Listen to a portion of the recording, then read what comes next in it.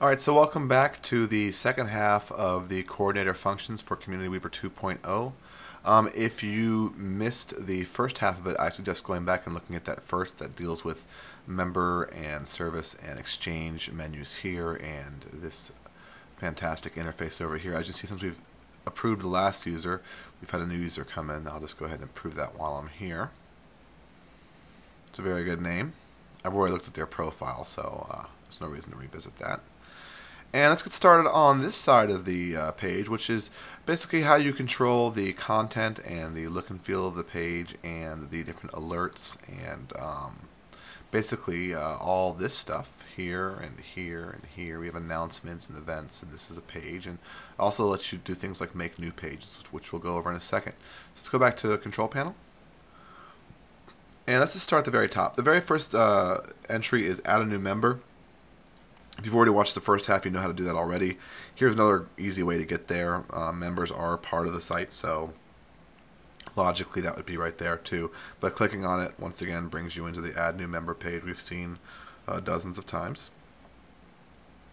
Add New Web Page will take you to an interface where you can create a new web page. By web page, we mean an actual static page of information which everybody can see.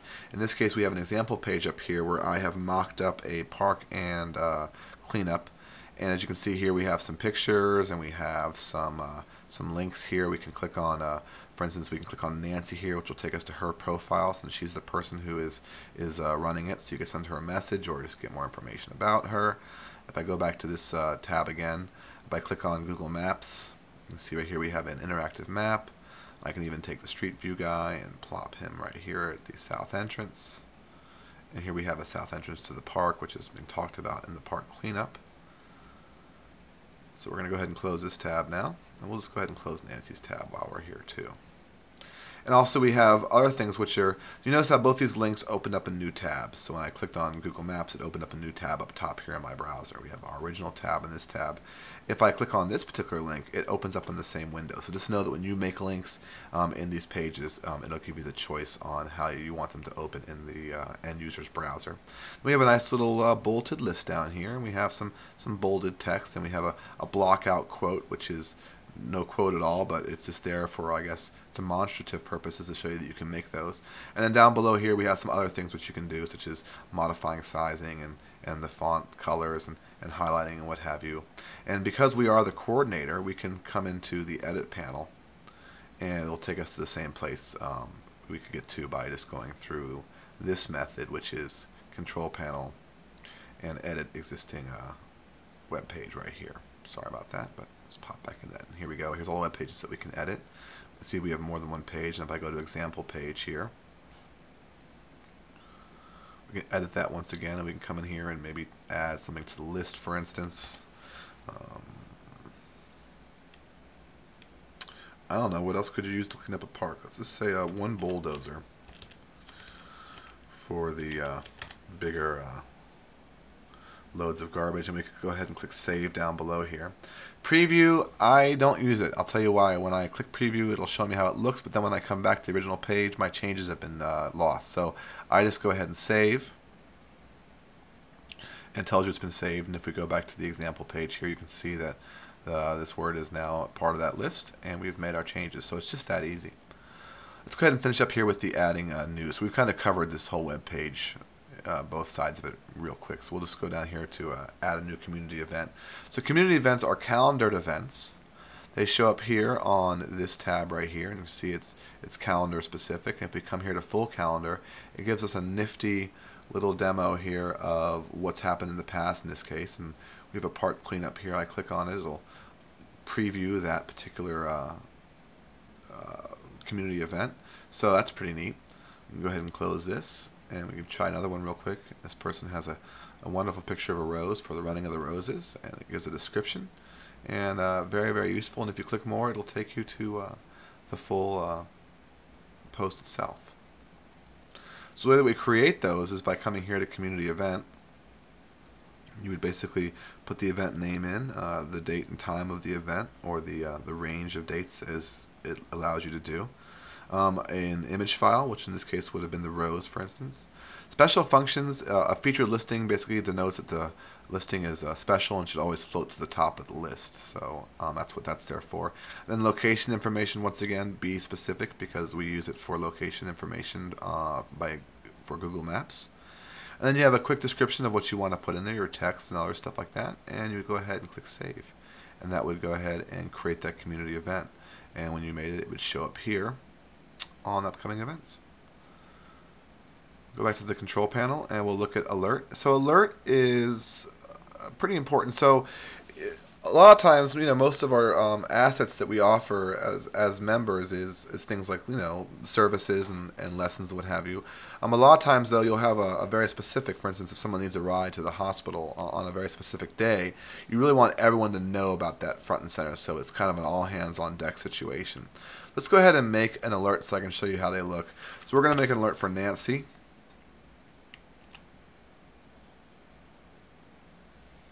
And the alert predicate will be a ride to the hospital. Alright, and the date we want to have it happen on, let's go ahead and say the 7th of March, and it's got to be let's say it's 8 a.m.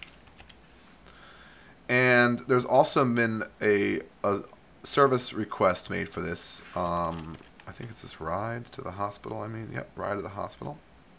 And this right here will basically create a link that when they click on the alert, it'll take them to the very specific link, which will give the actual information about where she needs to go and what time she has to be there by and what have you. And you go ahead and click Save. And what it'll do then is it'll say, okay, we've saved this. And now if we go back to our home page, shaboom, we have this for all users to see. And if you notice, it will show up. Actually, if I go to her page, it'll show up at the top of her page. But on the home page here, it'll say, okay, everybody, this is important. We all need to know about this. It's top and center. And we click on here, it'll show us the actual request. Because I'm a coordinator, once again, I get a chance to edit it if I want to. And from here, I could respond to the post, and we'd be good to go. So that's how that would work. I guess I linked to a post made by a demo user, by the way. But if I had made a real post behind this, it would have linked to that. I just saw a ride to the hospital and jumped at it. I guess I picked the wrong one. But you get the point anyway. That's how that works. It's very, very useful, and as you see, very powerful and really important too. An announcement to the home page is the same as a community event, basically. It gives you a little bit more stuff, but not quite as much location information, because it's really more about, hey, I want to say to everyone, thanks for your hard work last week, or know that we want to try this initiative. Anybody who's interested maybe can contact, or something, just a general announcement as it's titled, which makes sense. So you would create that in here. And once again, you just click Save when you're done. Let's go back to the control panel. And so these are all the how to make new things, and these right here are the edit existings, and they're all basically the same. You've kind of gotten a glance at the web page one, but basically you can come in here to alerts. It'll list the different alerts. So for instance, if I had the wrong link to this one, I could come down here and try the other ride, for instance. I'm still not sure what this is, but I'm just showing you as an example. And hit Save. Likewise, I could come in here and say, you know what, this is no longer needed, or I can take the alert down. I can go ahead and delete it. And what Community Weaver will do here is say, okay, you sure you want to do this? Because once you do it, it's done. It's like dropping your keys in lava. Forget about it. So I'm just go ahead and say delete. And as you see, we go back to the home page. It is no longer top and center. So that's how the that's how you can edit and even delete an existing alert. Edit an existing announcement, same thing. It'll list all the announcements that have been made. You can go into any one of them, edit it as you see fit, and go ahead and save it or delete it if you choose to do so.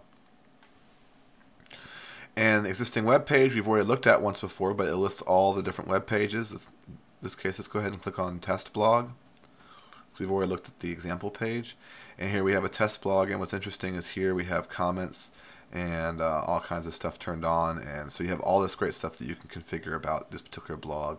But basically it creates a blog thread, and people can have discussions. I'll show you in a second. I'm going to go ahead and go to test blog. Oh, I'm already here, and this is how it looks. So here we've had some communication back and forth between people, and they're just testing it out and kicking the tires, so to speak.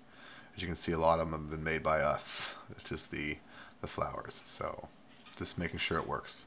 So that's how that works, and you can view or edit it. Let's go back to Control Panel. And the last two things are the homepage text and the website's footer. We'll get website footer out of the way because it's very simple. It's this right here. Boom. If we click on it, you'll see this is it. Boom, boom. And the reason why it's important to make sure that's right is this shows up on every single page. You'll notice if I click across these pages, this footer is ubiquitous throughout the site. So that's what that's for. And the last thing is edit the homepage text, which you're going to be blown away when I tell you it's the homepage text right here. So let's go back into Control Panel, edit the homepage text, and you'll see it acts just like any other editor. It's got all the different formatting and insertion functions and CSS and the spell check, and you can edit stuff in there. And if you click down, you have all the different input and authoring information you can change, and you can delete it, or actually I would not suggest doing that. Just leave it up all the time, and that way it'll be there. So I don't know what happens if you delete the home page. I've never been so, I guess you just make a new one, I suppose, and then make that the new home page. But anyway, I just go in here generally and just edit stuff. I added actually a link to these very videos here just the other day. It took me a full 5 seconds to do so. So that is that. I'm going to go ahead and just back out of this. So that's really about it. So as you can see, just maintaining and adding content and editing content to either the home page or subsequent tabs. Oh, one quick caveat. You see how these have drop downs here? There's ways that you can, beyond the scope of this introduction, where you can have, for instance, a topic up here, community projects, and you could have them listed all the way down here. And same with test blogs. So just know that these buttons can be sub-menued very, very easily. And you just make these pages basically a child of this page here. So that's how that works. So that's really about it, basically, for the coordinator. It's, as you can see, it's very straightforward, and everything's right there in front of you. As you get used to stuff, things will make more sense, like I said. So by all means, come in here to sandbox.timebanks.org. Log in as the coordinator. Create your own account if you see fit.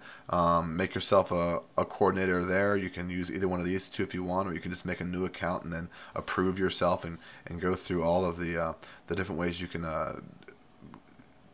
check out the program, basically. So it's good to see it from both sides, from the user and from the coordinator side. So by all means, feel free to come in and have a look.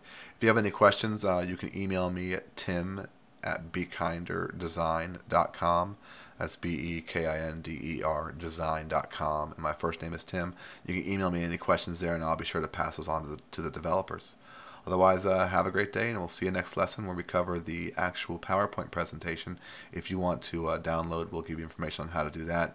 Basically, we've packaged a PowerPoint presentation that you can use to show this to your membership to see if it's something which you guys can use. All right, thanks.